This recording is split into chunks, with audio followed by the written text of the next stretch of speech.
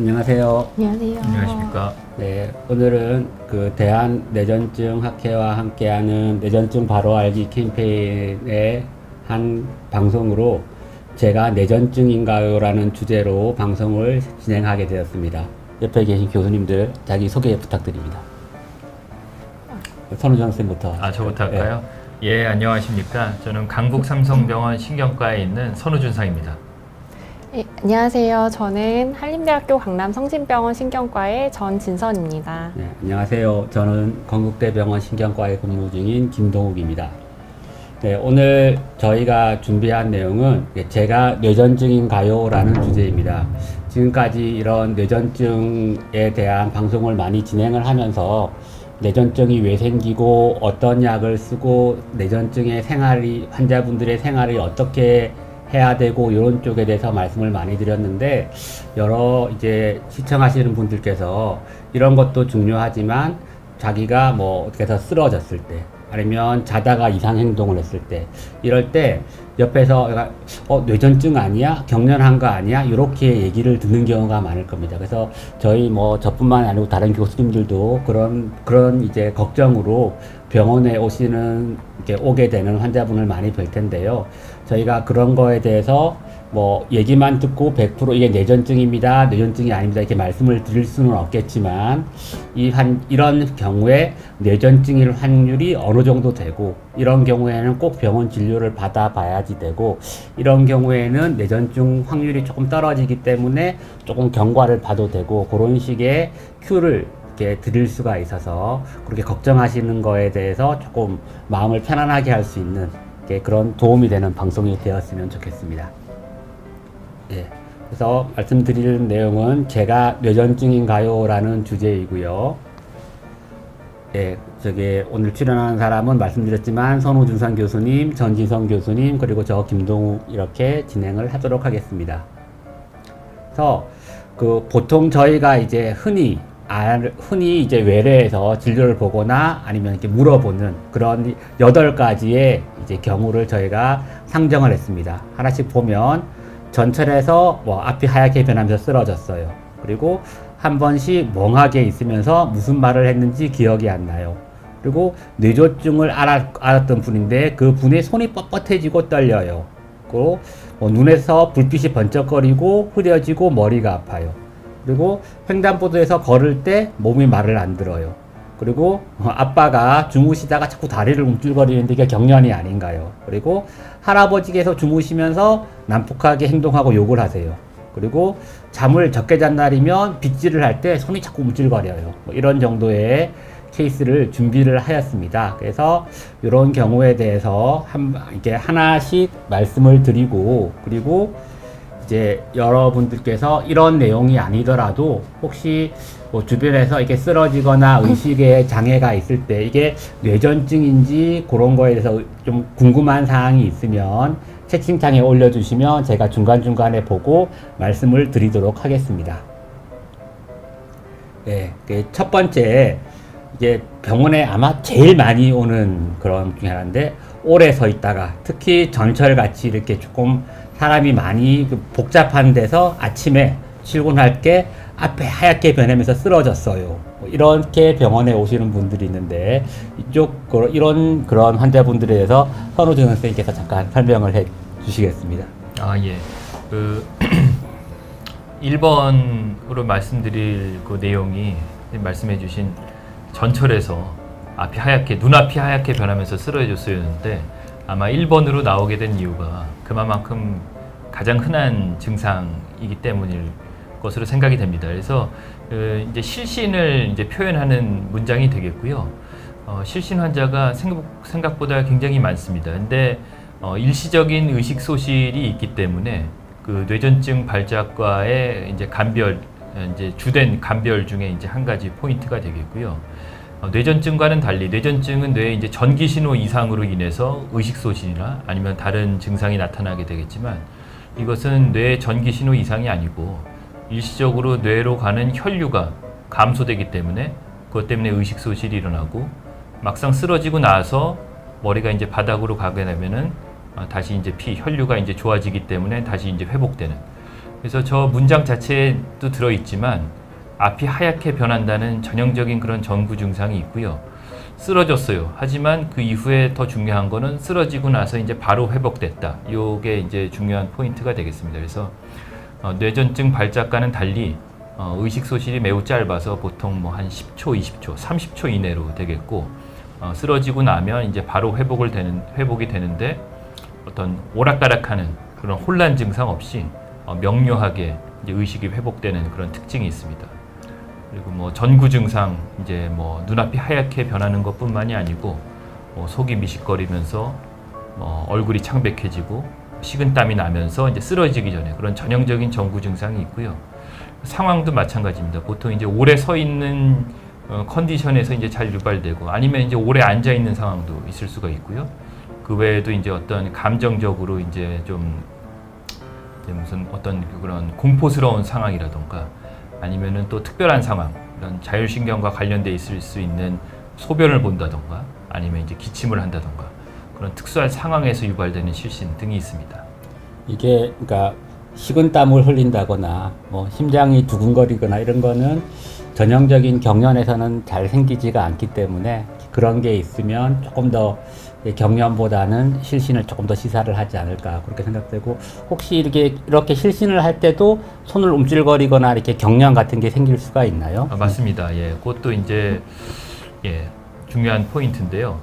이제 어떤 쓰러질 때 그런 운동, 행동이 이제 몸이 뻣뻣해진다던가 이제 떨림이 심하면은 조금 더 이제 뇌전증을 시사하는 소견이지만, 실신 같은 경우에도 뇌혈류 저하로 쓰러지면서 어느 정도 이제 움찔거림이라던가 아니면 몸이 순간적으로 조금 뻣뻣해지는 정도는 있을 수 있지만, 그 경우는 조금 이제 병력만으로는 뇌전증 발작과는 감별이 조금 어려울 수는 있겠습니다. 하지만 전반적으로 그렇게 움직임이 오래 지속되진 않는다. 그리고 쓰러지고 나서 움직임이 생기지, 움직임이 먼저 있고 나서 이제 그 다음에 의식 소실이 되게 되면 그거는 실신보다는 오히려 이제 뇌전증을 시사하는 그런 소견이 되겠습니다. 그러니까 이게 얘기만 들어서는 100% 감별은 안 되지만 이런 상황에서 쓰러진 거는 뇌전증일 확률이 그렇게 높지는 않기 때문에 일단은 그 증상 자체만 가지고 크게 걱정은 하지 않아도 될 것 같다. 뭐 네. 그렇게 다음 슬라이드가 준비가 되어 있는데 네. 그래서 요거는 뭐 실신에 대해서 이제 말씀드리기 위해서 보여드리는 슬라이드고요.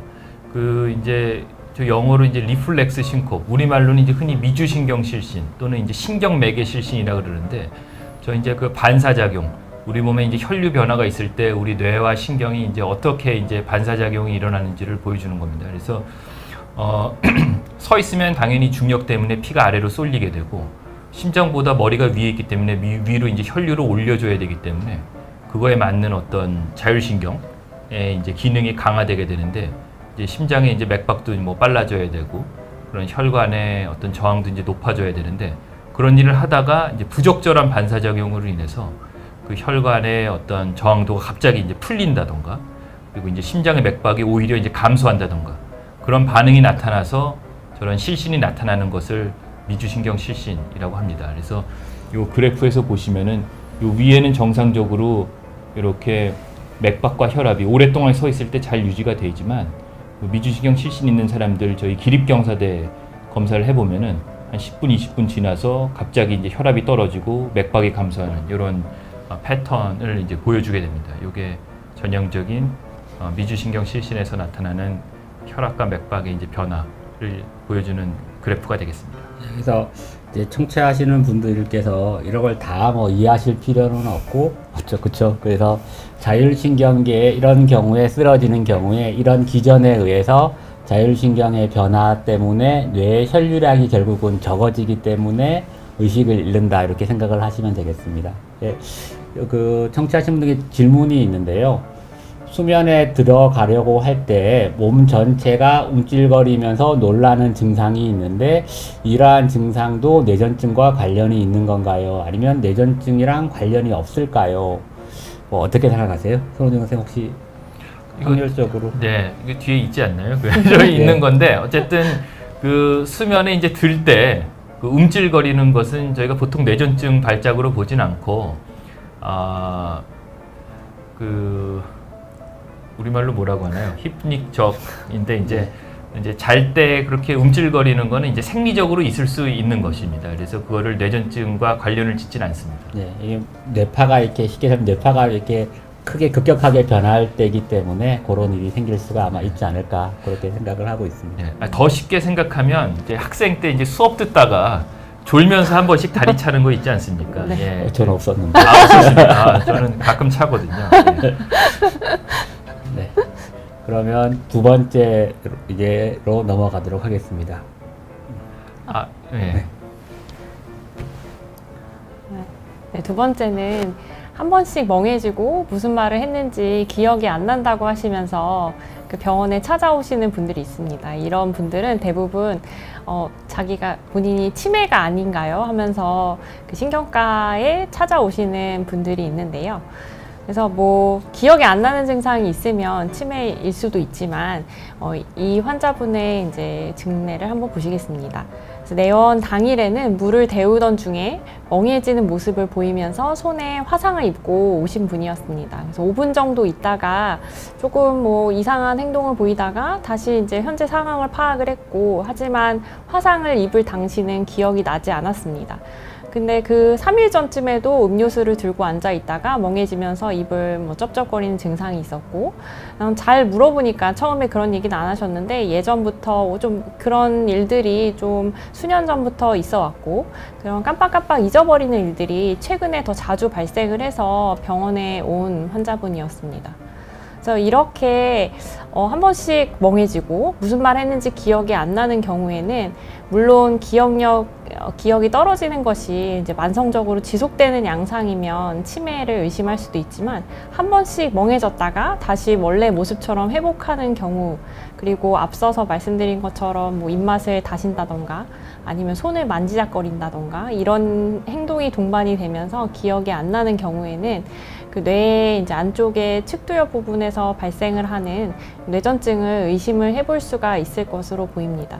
물론 이제 뇌전증 가능성도 있고, 뭐 치매는 만성적으로 지속되는 양상일 것이고, 또한 이렇게 일시적으로 증상이 생기지만 조금 더 뭐 지속 시간이 조금 다를 수도 있고, 아니면 이제 기억이 안 나는 증상이 지속적으로 있는 경우에는 뭐 갑자기 생겼고 이런 경우에는 뇌졸중도 의심을 할 수가 있고, 그 외에도 여러 가지 내과적인 질환을 가진 경우, 특히 이제 당뇨 환자분들 중에서 혈당이 떨어지거나 아니면 신장 기능이 뭐 약물이나 이런 것들 때문에 갑자기 저하가 생기는 경우에도 역시 뭐 멍한 모습을 보이거나 기억이 안 나는 증상이 있을 수가 있는 그런 이제 감별이 될 수 있겠습니다. 그래서 이런 뭐 한 번씩 가끔씩 멍해지고 무슨 말을 했는지 순간적으로 기억이 안 나는 증상이 몇 분 정도 있는 경우에는 뇌전증 가능성이 있겠고, 이런 분들은 뭐 뇌파 검사 등을 좀 받아보시는 것을 추천을 합니다. 이게 꼭 나이 드신 분에만 생기는 거는 네. 아니고 네. 젊은 분들에게도 생길 네. 수가 있는 거죠. 예, 맞습니다. 예,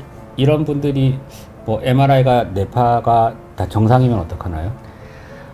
근데 뭐 저 같은 경우는 MRI나 뇌파가 뭐 사실 정상이지만 뭐 이런 일들이 뭐 한 수분씩 지속적으로 반복이 되는 경우에는 뭐 약물 사용을 고려를 해볼 수가 있을 것 같고, 또 뭐 조금 더 길게 뇌파를 촬영을 해보는 것을 고려를 해볼 것 같습니다. 선생님 생각은 어떠신가요? 저도 마찬가지고요.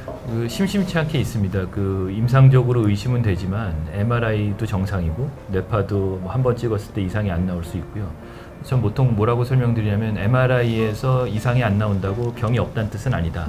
실제로 한 절반 정도에서는 MRI에서 구조적인 이상이 없을 수 있고, 눈에 보이지 않는다는 거지 이제 그 병이 없다는 뜻은 아니니까요. 그래서 필요하면 말씀하신 것처럼 이제 약물 치료하고 그거에 대한 반응을 보는 것도 이제 중요한 단서가 되겠습니다. 그러니까 부작용이 크지 않은 약을 써서 이게 도움이 되는지를 한번 볼 수도, 임상적으로 볼 수도 있기 때문에, 이게 기억력이 계속 떨어지는 것이 아니고 이 환자분처럼 깜빡깜빡하는 경우에는, 이게 반복되는 경우에는 꼭 한번 그 뇌전증 보시는 선생님들이랑 상의를 해보는 것이 좋을 것 같습니다. 그 질문이 들어온 게 있는데, 사실은 오늘은 이 뇌전증의 진단 요쪽에 뇌전증인지 아닌지를 주안점으로 얘기를 하는 거라서 이제 항경련제를 드시고 있는 분들이 이런 증상이 이제 경련 증상인지 아니면 이거랑 상관없이 공황장애나 다른 증상인지를 사실은 설명하기는 조금 적절하지는 않은 것 같은데, 지금 올려주신 분이 항경제를 여러 개를 먹고 있는데 뭐 땅이 걸어갈 때 땅이 꺼지는 느낌, 붕 뜬 느낌, 사람 많은 곳에 가면 쓰러질 것 같은 느낌 이렇게 드신다고 그러면 이런 증상은 제 생각에는 뇌전증보다는 같이 동반된 이제 그 정신건강의학적 문제가 조금 더 악화돼서 나타나는 것이 아닐까라고 그렇게 생각이 됩니다.